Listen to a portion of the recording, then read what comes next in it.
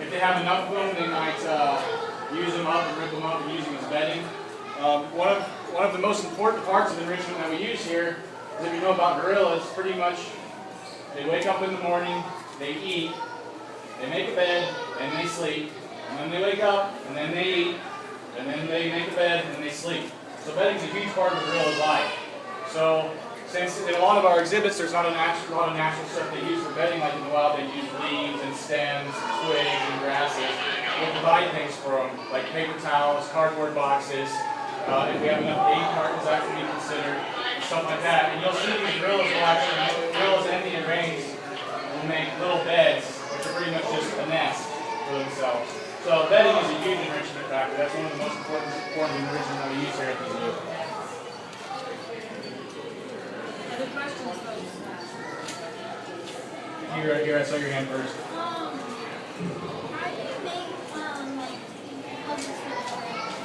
How do you make puzzles for the gorillas? How do we make puzzles for the gorillas? Well, there's something like that can be a very, very simple puzzle, as far as a plastic ball with some holes in it, and they just have to shake out the food that's inside. It's one of the most simple ways. Or there's more complex puzzles that we can make that actually hangs on the side of their cage. Well, they'll have to use their fingers to route it through a maze or something like that and drop out the bottom before they can actually get it. And was the question is how do we use them, or how do we make them? Or How do you guys make the puzzles? how do we make them? Most of the puzzles are made by us. As a keeper, we're a jack of all trades. We clean, we feed, and then there's stuff like maintenance work we have to do, and that's another big part of making enrichment. So we'll make it. So one of the simplest things we might make is if we put two pipes together, and there's spaced out holes in each pipe, and the food's on the inside, and they have to turn the pipe so the holes line up, and then the food can fall out.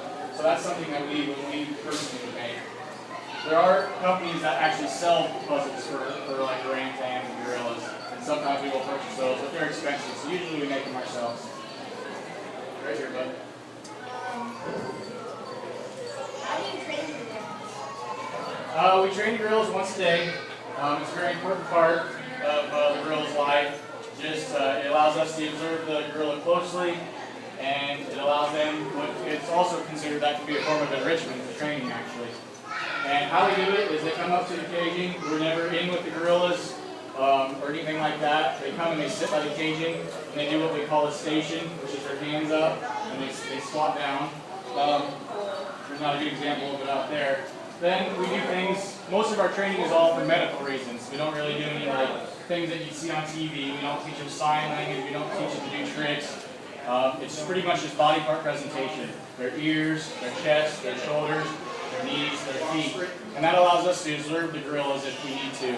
So they'll present all those body parts to us so we can observe them for medical reasons or for any other reasons we need to. They're also trained to do things like they voluntarily take their flu shots. You guys get your flu shots?